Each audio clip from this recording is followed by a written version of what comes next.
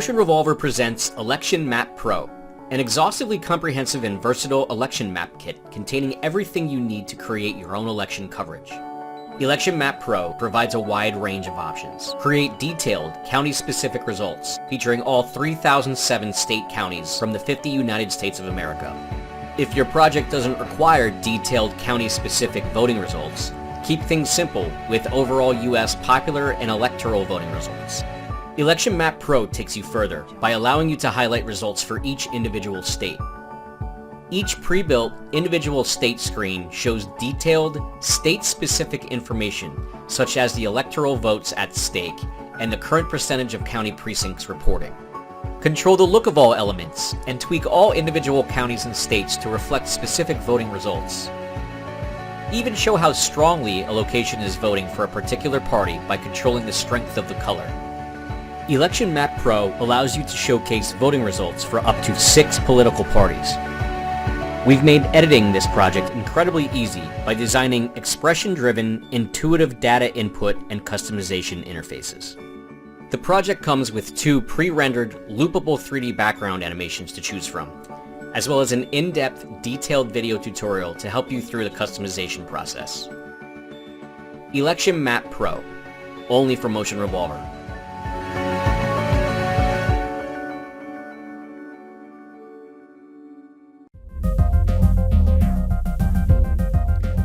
Hey, what's up? Tyson France with Motion Revolver here. Thanks a lot for purchasing the Election Map Pro project. We have a lot to cover, so we'll dive right in here. Once you open the project, you'll find 4 folders labeled in order from steps 1 through 4, so we can follow along. Step 1 is just where we import all of our assets, whether it's images or video or audio, pictures of, headshots of our candidates. All that stuff gets imported into the Step 1 folder so that whenever we need to find our assets, we know where they're located. Step 2 is where we customize the overall look of the entire project. Pretty much anything we change in here will be repeated throughout the visuals throughout the entire project. So there's backgrounds in here and information for our candidates and customizing the county maps and our title and our logo. This is all stuff that anything we change in here is going to be reflected throughout all of our graphics. So if we open up the backgrounds folder, you'll see that there are 2 compositions in here. There are 2 loopable pre-rendered background options that come with this project, so you can decide to use either background A or B whenever you're rendering one of your screens, depending on whichever one you think looks better or whichever one works better for your overall needs for that particular screen, but we'll get into that in a little bit. If I open up the global background A composition, you'll notice that it's a minute long and it's a loopable animation. All of these compositions are set up in 4K resolution, so this will stand up to hopefully any broadcast resolution that you could possibly need. There's not much to really change in here other than if you wanted to kind of play with the tint, like there's a red tint on the left and a blue on the right. If you wanted to change this or remove the tint altogether, you can turn these layers off and just have a completely clean background. Or we can even tint the entire graphic itself by applying a tint effect. Or we can use what's already here. The right tint, for example, is the blue tint. So if we go up here to our effects control, or we can hit the E key on our keyboard within the timeline to show the effects on the layer. But if we wanted this to be a red as well, we set that to a red. As you can see, we can change that. And vice versa, you can change this color as well. Other than that, there's also a washout layer, which kind of helps with legibility with text and images and stuff like that, and logos on top. Just makes things a little bit easier to read. This effects control just has an exposure effect applied to kind of help pop the contrast in the background. So these are all things you can play with. Background B, same thing. Essentially the exact same setup, just a different pre-rendered background animation This is a large star versus this more abstract stylistic approach. But those are your two background options. We'll be able to customize those a little bit further down the line, but like I said, we'll get to that. If we go to our next folder, which is the candidates folder, and we twirl that open, there's two more options inside here, 1 and 2. We start with number 1, and the Election Map Pro project allows us to highlight up to 6 different candidates. And these 6 different candidates I've represented here by the 6 major political United States parties. So we have the Constitution Party, the Democrat Party, the Green Party, the Independent Party, Libertarian, and Republican. Chances are you might only be highlighting the Democratic and the Republican parties. In some instances, you might want to show the Libertarian or the Independent parties. Some of these other parties don't typically make it into election results and polling results and such, but the option is certainly there to highlight pretty much any major political party in the United States if you choose to do so. So we'll just concentrate on the main ones here in essence of time, because these are all essentially set up in the exact same way. So whenever I show you how to customize one thing, that's going to apply to all of the others. So we'll just open up the Democrat Party here. This is the Democratic nominee headshot. And obviously this is just a generic image of an actress. And if I turn that off, what we are left with here is just basically a D with the blue background applied. So you don't even really have to import headshots if you don't want to. If you choose not to, this is the image that will display instead. So if you choose to not import a headshot, but chances are you will. So let's pretend that we imported our image, and I'm just going to paste it back in here and turn the layer back on. You just want to make sure that the headshot is above this layer with all the little arrows, and there's even a little note here that says place headshot above this layer. That will hide all of these layers behind it so that those don't get in the way. So that's how you insert a headshot. I'll just show you with the Republican Party too. Same thing. If we don't have a headshot inserted, it's just a red background with an R. And I'll show you, we will soon customize the tint of these colors if these aren't the exact shades of color that you want to go with. We'll get to that in a second.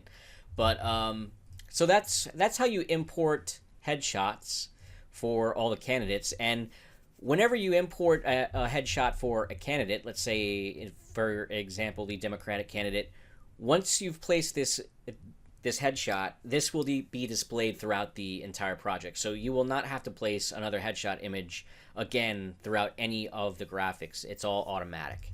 So, all right. We go to folder number 2, which is the candidate names. This is important too, because we want to make sure that we have the proper name in for our candidates.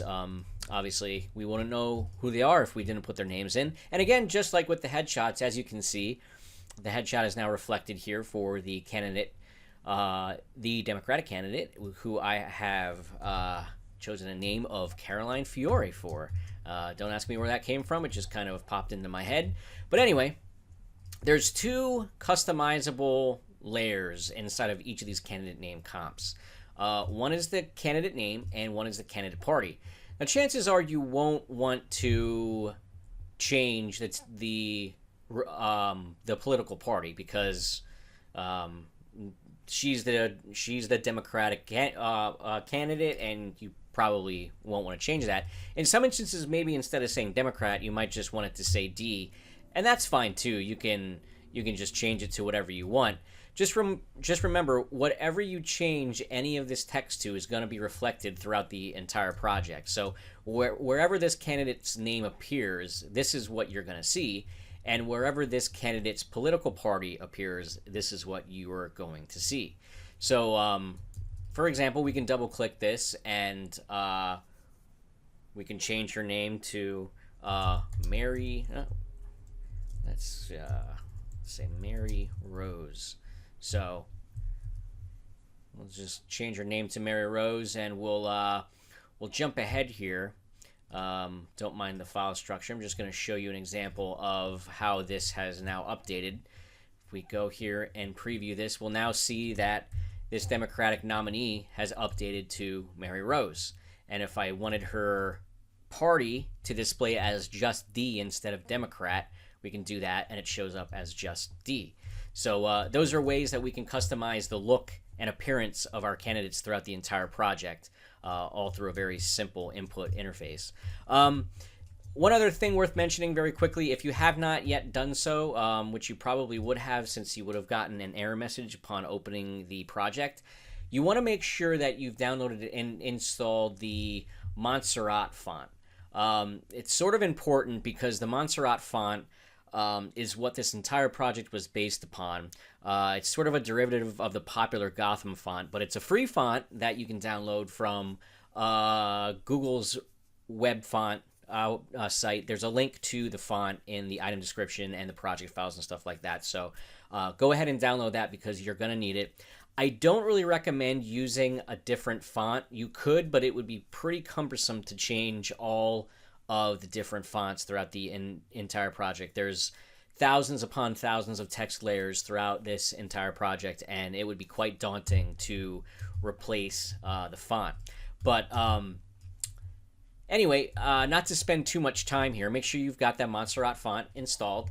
That's how you update the candidate name. We'll open up the Republican just to kind of show you, again, name Michael Johnson, Republican.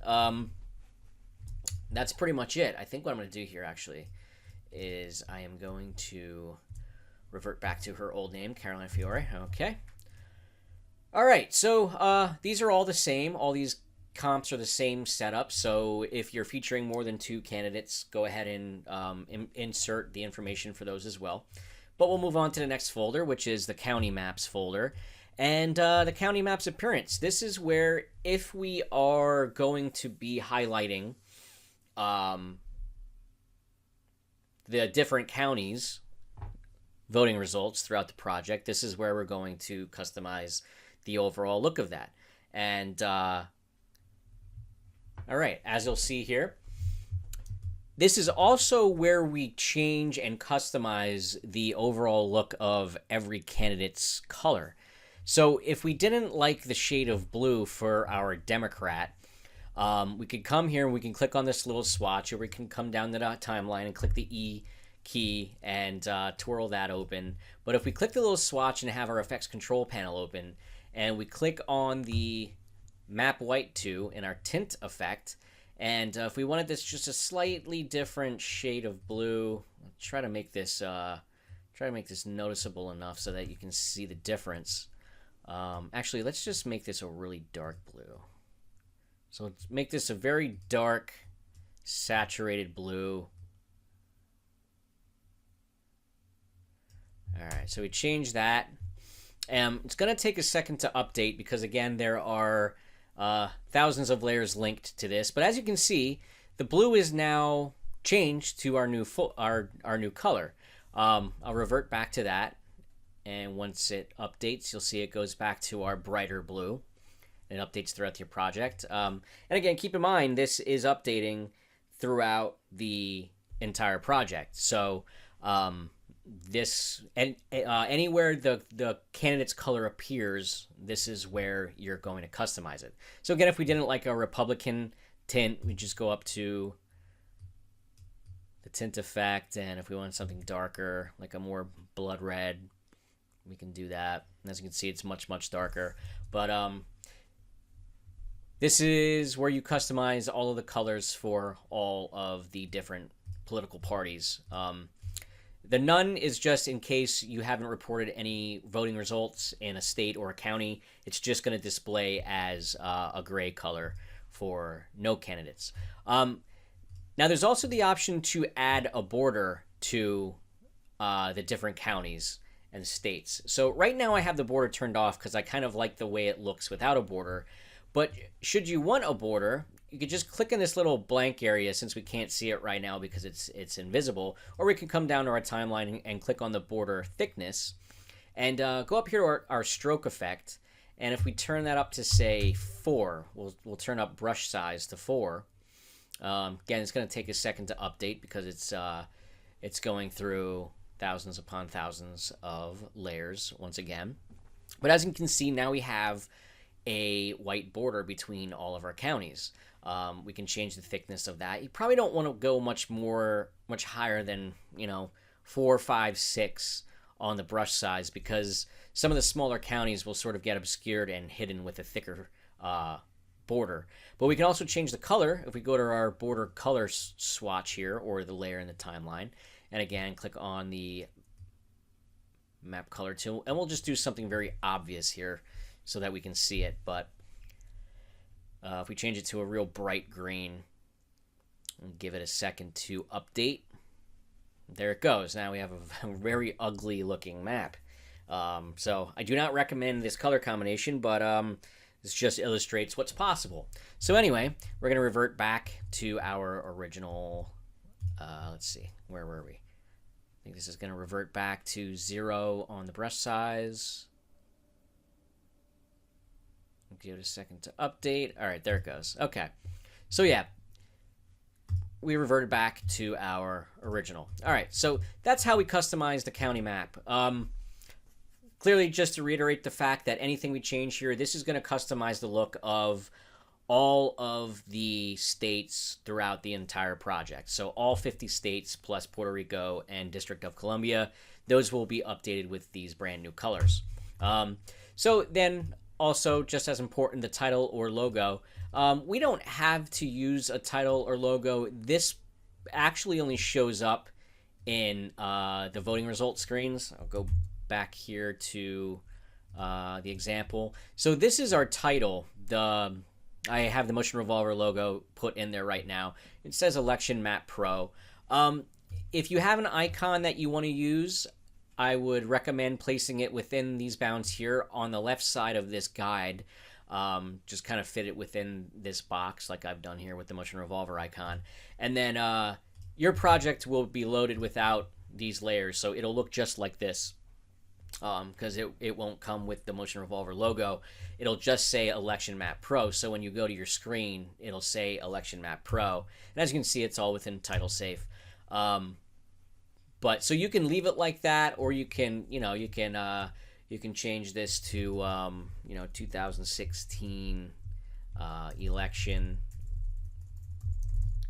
You can change the size and weight of the font if you want, stuff like that. So that'll be updated throughout the entire project. There is also a hashtag element here, which we will edit later on if you want to use it. It doesn't have to be a hashtag either. This could say whatever you want, but just illustrating the possibilities. So we'll revert back to our original here.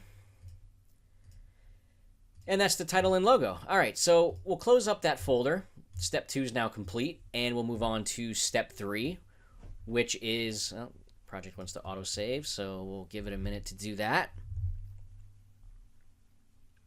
All right, step 3 is where we input our state and county voting results. So there's a few things going on here.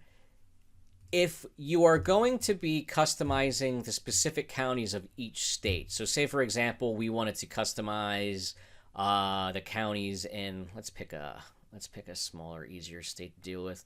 Trying to think which is a good one.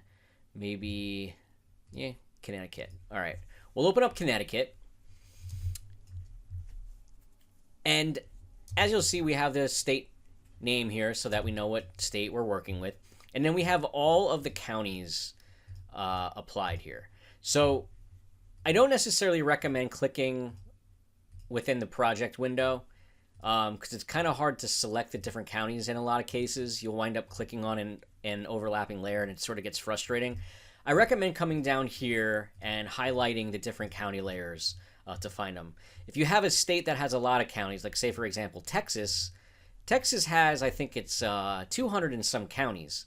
So finding a particular county in Texas by scrolling through this list could be a little bit annoying. So what you can do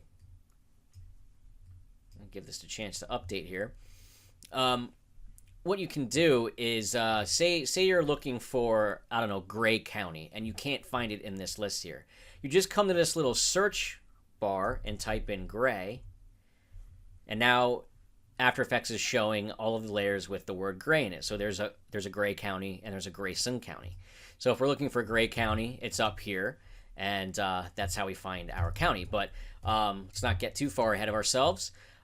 Going back to Connecticut, since it's easier to kind of see what's going on here since it only has a handful of counties, let's say we wanted to update our county's political voting results.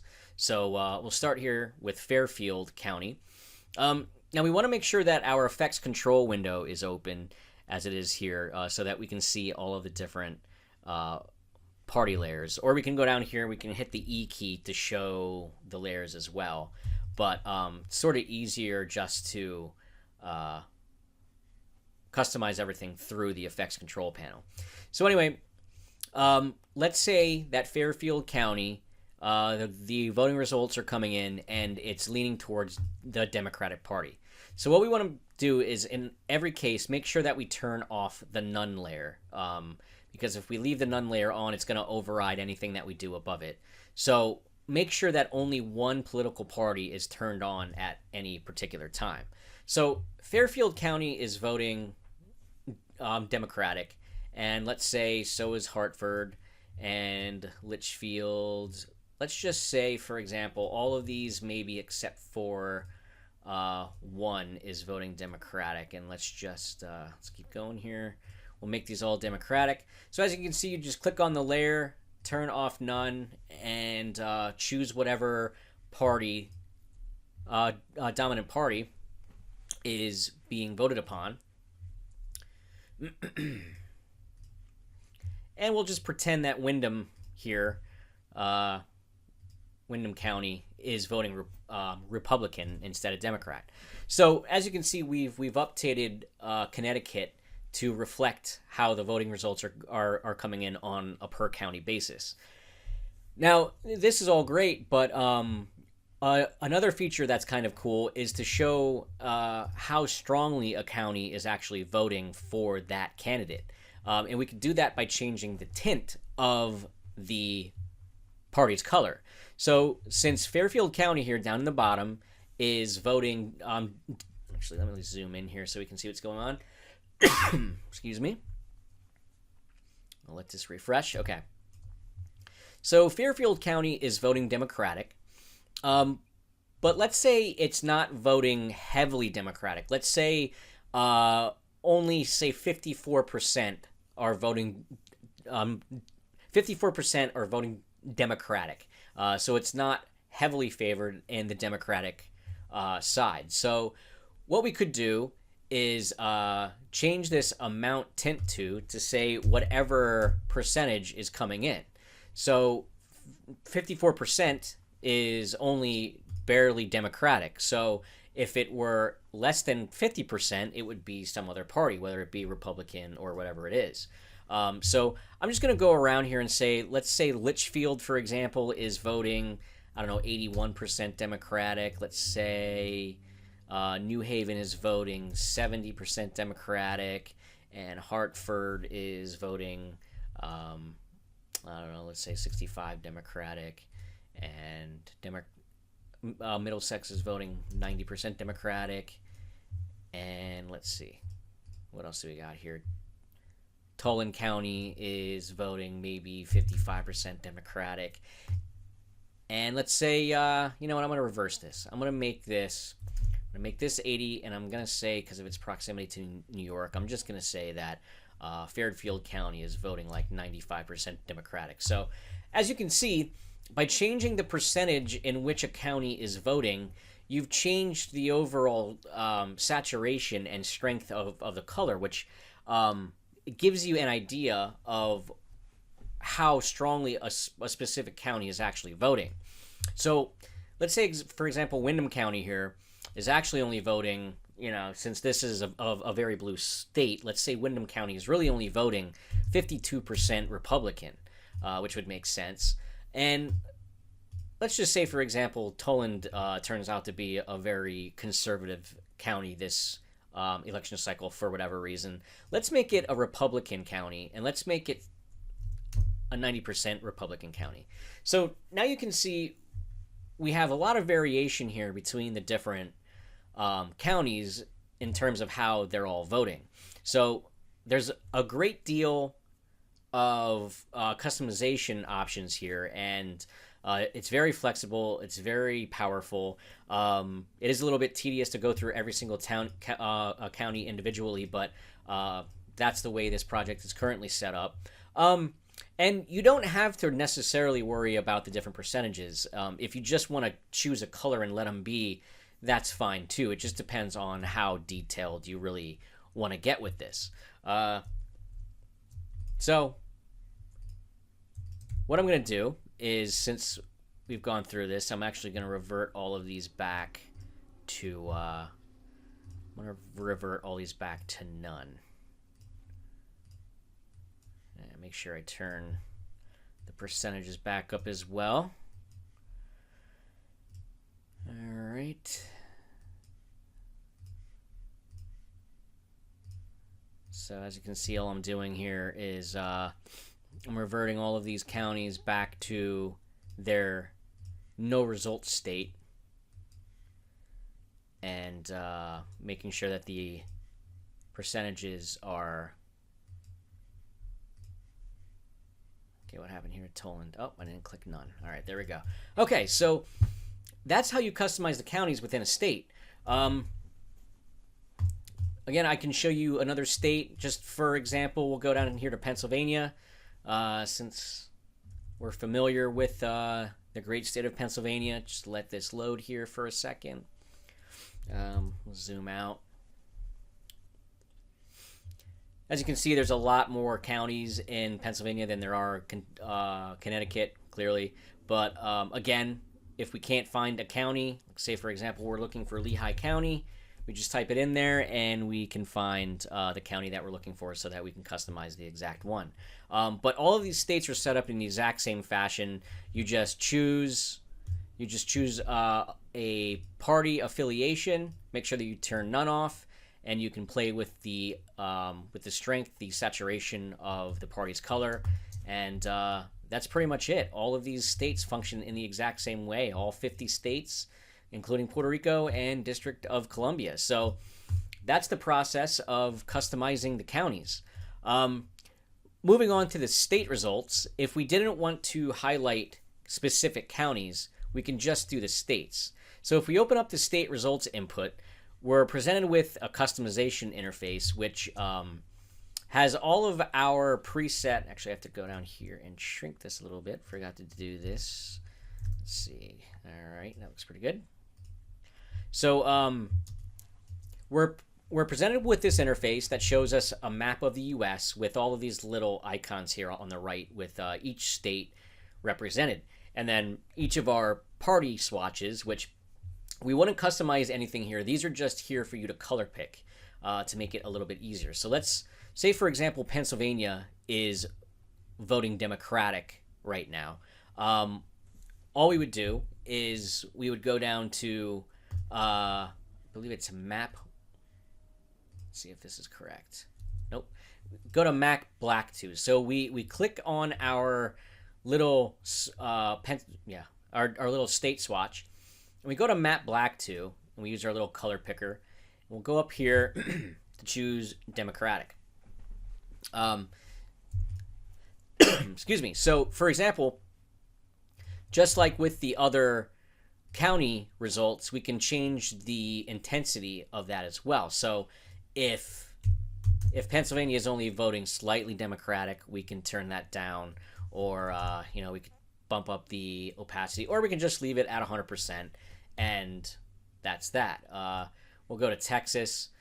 This map is not live. You do have to click on the little icons to change the color, but let's highlight Texas here, and we'll go to map black 2, take our little eyedropper tool here, and since it's voting Republican, we'll hover over Republican, and there we go. And as you can see, you could fill in all the states depending on how they're voting. And this map in particular right here wherever this shows up in the project, that is how it's going to appear. So the state customization is actually quite straightforward and quite easy to customize. And that's that. So that's the state results. Now this is where it gets interesting, because if we're building specific election result screens with actual voting data, what we've done is we've created a nice little customization interface so that you can control the entire election, the entire election results straight from this screen. Now, I don't know why we're missing our Republican headshot. Let's see, I must not have turned that back on. I didn't. So as you can see, I forgot to turn the Republican headshot back on, and it's just being represented as a blank box with an R. And that's fine if that's the look you're going for, but just for consistency's sake, we're going to turn that headshot layer back on, and now he's back in there. So going back to step 3, this input election data composition. So we have created here, and as you can see in the timeline, it's a smart idea to put your playhead here at the 1 second mark so that you can see the final results, because these results actually animate up over time. So you want to make sure that your playhead is at the 1 second mark when you're editing this. So if we want to see this in greater detail, we can hit the tilde key on our keyboard, and that'll just show, as long as we have our project window module highlighted, you can see the little color around the window. As long as we have this window highlighted and we hit the tilde key, that'll give us more real estate to work with. We can also shrink this comp down if that's what we want to do, but it's easier to work when we can see the numbers a little bit better. So if I scroll down here, all of these numbers are the exact same. Nothing's really input here. I didn't want to leave them all zeros because I wanted you to be able to see what it looks like with the information actually inputted. But if we're only highlighting, say, 2 candidates, say we're only working with the Democrat and the Republican candidates, we don't need to worry about any of these other candidates. So we can just concentrate on these guys right here. So what we'll do is each one of these text layers is customizable and editable. So we want to make sure that our playhead is at the 1 second mark, or wherever this little marker is. We want to make sure it's wherever the marker says that it needs to be. So if we want to update the Democrats' U.S. popular vote, let's say it's election night and new voting results just came in, and the Democratic candidate, their results are coming in, and they currently have, in the entire U.S., they currently have 55 million and so votes coming in.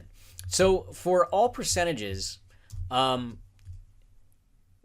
overall round numbers like the votes and the electoral votes, those can be input as regular numbers. The percentages need to be controlled through a slider. So what we'll do here is we'll highlight the layer and we'll hit the U key in the timeline to show this slider control. Or we could go up here again. It's always smart to have our effects control window open. So make sure the playhead's at the point where it needs to be. Click on the little percentage layer, and let's say, for example, our Democrat candidate is currently getting 52% of the vote. So we'll change this number on the slider to 52. All right. And let's say that's good for, I don't know, 218 electoral votes. All right. And let's say our Republican candidate currently has 51 million.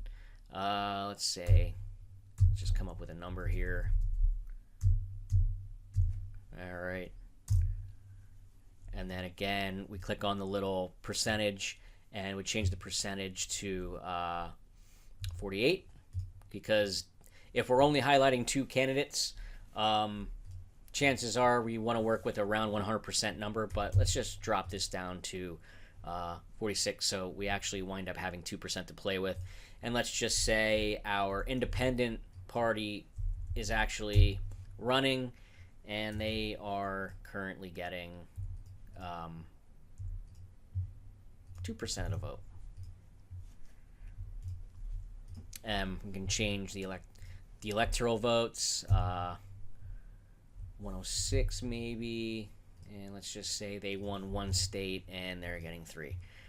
So as you can see, this is how we input our data.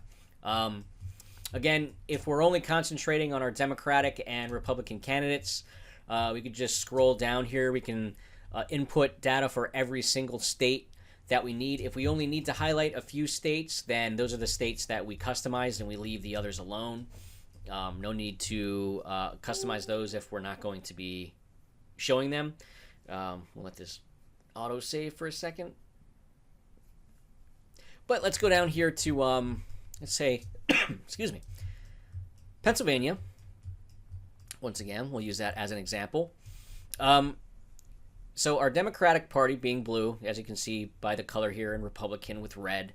Let's say in Pennsylvania, our Democratic candidate is coming in with 64% of the vote, and our Republican candidate is coming in with 32% of the vote.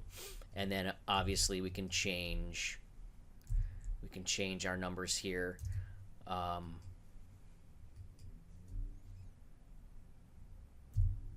Just like that. So we can, probably what I'll do is make this a little bit more obvious to see what the updates are going to be. So what I've just done is I've gone ahead and I've customized and input the voting information for the state of Pennsylvania for my Democratic and my Republican candidate. I've input their percentage and their state votes.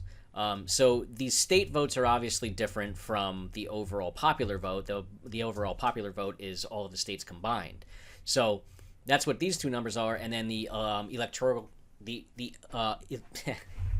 votes. Having a hard time saying that one today. The electoral votes are also factor in here as well. We've customized those. Now, let's pretend we've already customized all the screens, all the states that we need to customize here. We'll jump ahead to step number 4, and we'll go down here to our states and counties. And since we customized Pennsylvania, we will open up that folder right here. So we open up the folder and open up the Pennsylvania election results. And we can place our playhead pretty much anywhere after 1 second. And as you can see, our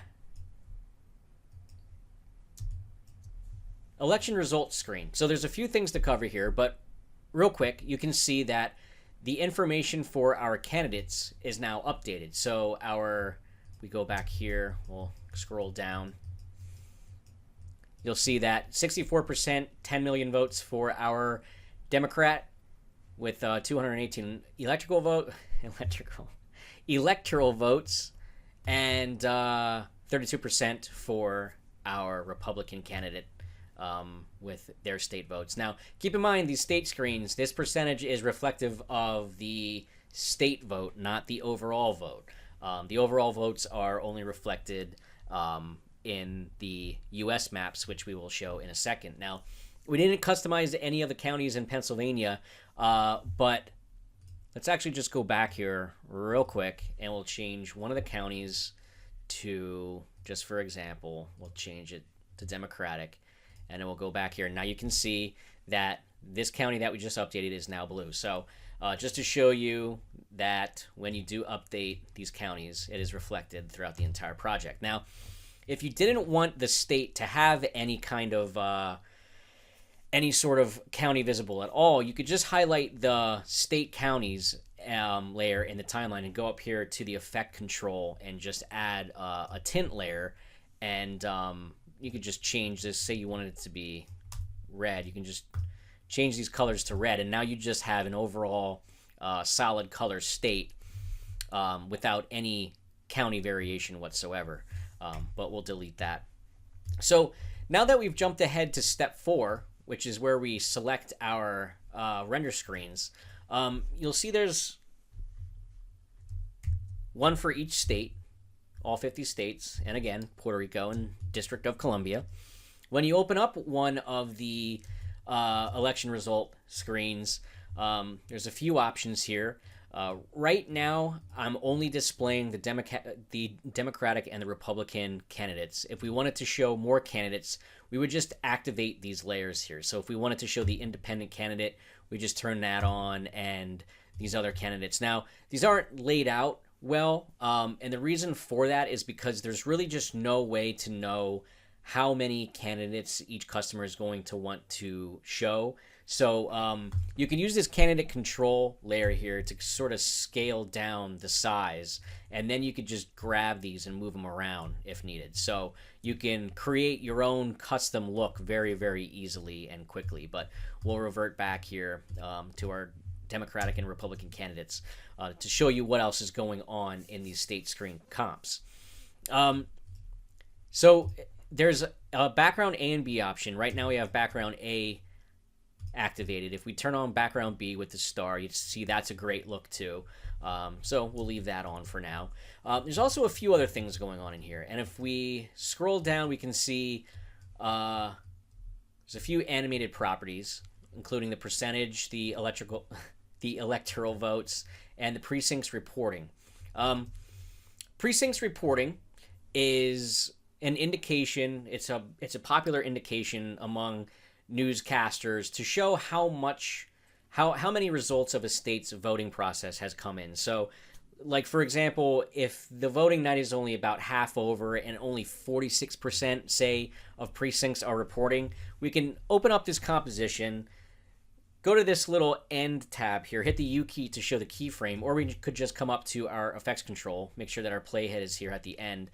And if only 46% of precincts are reporting, which isn't even really half, this bar is only going to animate out to 46%, just as long as we make sure our playhead is here at this little marker where our keyframe is. If we go back to Pennsylvania, now you see that only 46% of the precincts are reporting, so we have quite a long way to go here with the election in Pennsylvania to get the full results. Other things that are going on in here that are the same for all states are the electoral votes. I said it right that time. The electoral votes, we can double click. There's no really need to customize this because each state's electoral votes is correct. I've entered in the correct number. But obviously, if you want to customize the look, you can dig further down into here, into the electoral vote panel. And we could even, we can customize the look. Let's say we wanted this to be, maybe like a gold color, or even an orange color like that. Or we could change the color of our electoral vote text. We go back and, the gray is a little hard to read, so now we can make that white. We go back. Now we've completely changed the look of our little electoral votes thing right there too. And all of these little elements, if we don't want to use them, we just turn them off in the timeline. So if we don't want to use the precincts reporting, we turn it off. If we don't want to show the electoral votes, we turn it off. So plenty of options here. And this screen plays for 1 minute, so there should be plenty of time to work with. Other than that, each state functions the exact same way, so I don't want to go on too long talking about any other states when they're essentially going to function in the exact same fashion. So we'll go ahead and close all this. But before we get too far ahead of ourselves in the states and counties screen, if we open up the map screen elements, there's a few things in here. We talked about the electoral votes module, the customization options within there. There's also the map screen header, which contains our title logo that we customized earlier. And this is where our title bar detail is. And this is just a little blurb of text on the right side, right top corner of the screen. We can either turn that off and not use it, or we can open up this composition and customize this text to whatever we want it to say.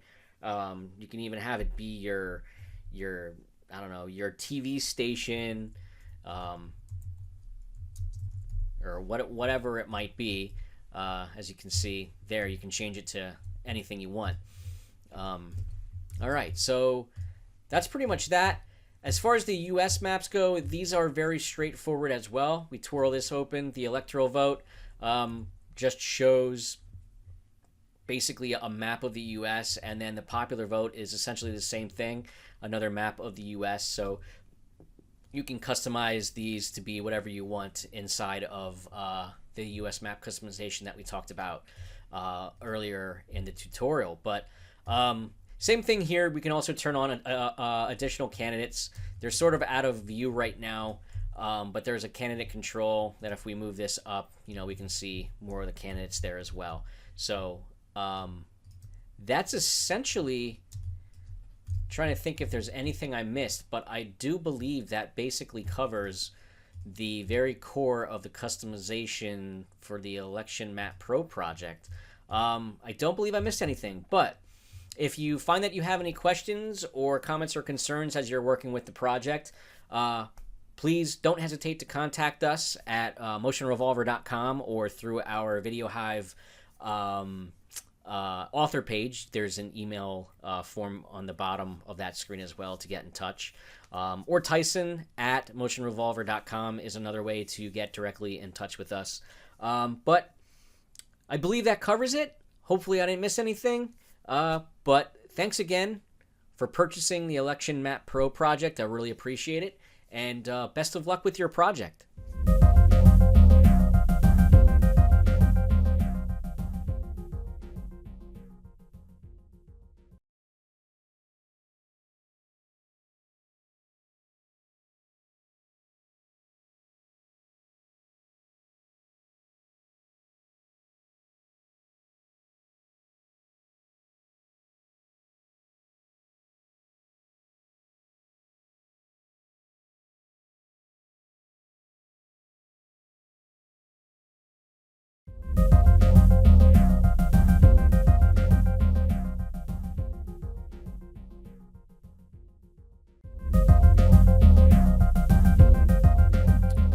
Hey, what's up? Tyson France with a Motion Revolver quick tip here. Just wanted to cover an issue that comes up somewhat often in some of the After Effects projects that contain 4K compositions.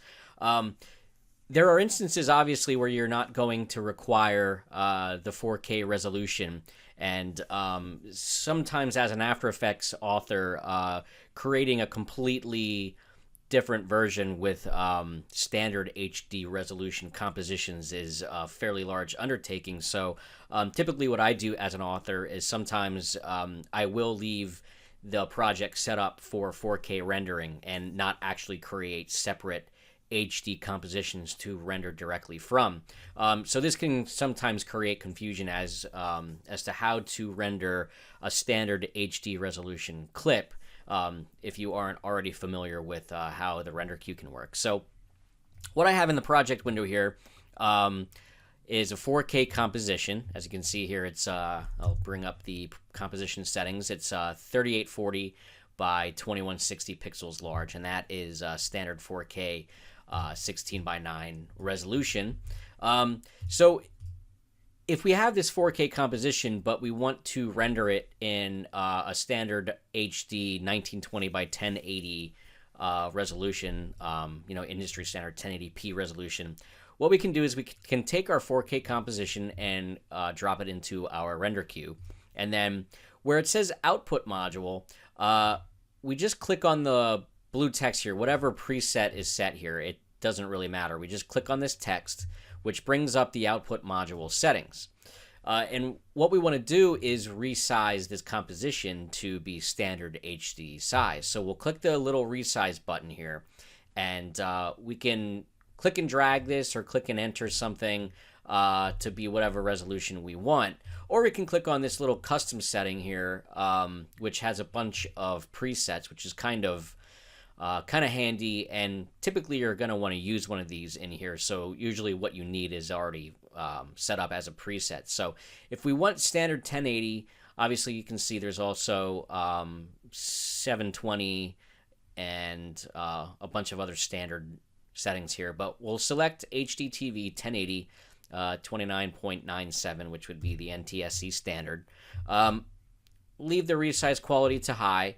And as you can see now, it's going to automatically resize while it's rendering. It's going to resize this 4K 3840 by 2160 comp down to 1920 by 1080. And we've locked the aspect ratio here, so it's going to it's going to retain that 16:9 aspect ratio. And we can click OK, and this is going to render this composition with those settings that we just created. But clearly, if we have a bunch of 4K compositions that we want to render at 1080, we don't want to have to continue, setting this or changing the settings for each instance that's queued up to render. So what we can do is actually create a custom preset from this. So what we'll do, we'll actually revert back here. We'll just revert back to what we had here, which is the lossless setting. We'll click on this again, and then we'll make our settings again. HDTV 1080. Okay, that's all great. Everything looks good. We'll click OK. Now what we can do is click on this little arrow here, and we can click Make Template. And what this is going to do is bring up the Output Module Templates dialog box, which will allow us to save these settings that we just set. Resize is set to 1920 by 1080, high quality. Final size will be 1920 by 1080, obviously. So what we can do is, where it says Untitled 1 here, we can rename this to whatever you want it to be, but something like 4K to 1080p. So we click OK, and now this output module is saved in our presets. So we have this set to 4K to 1080p. If we have another composition in our project window that we want to render with these same settings, all we have to do is change it to 4K to 1080p. Now, if while we're changing this, I'll revert back to lossless. If while we're changing this, we hold down the command, or I believe on a PC, I believe command is control. I'm not sure of the PC setting, but on a Mac, if you hold down command and click the new setting, that After Effects will save that setting as the default. So now, if we have a third composition that we drop in, it automatically has that set. So let's say, for example, we have 10 compositions that we need to down convert from 4K to 1080.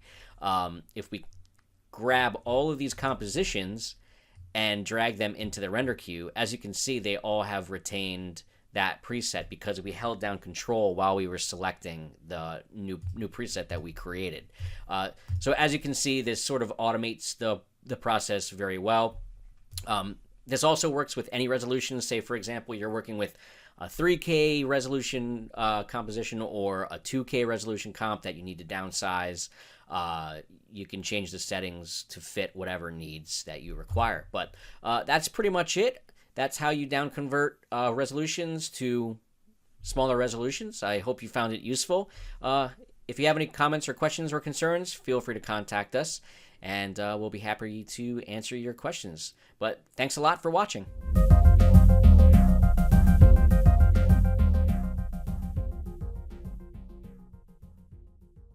Subscribe to our channel by clicking the subscribe button.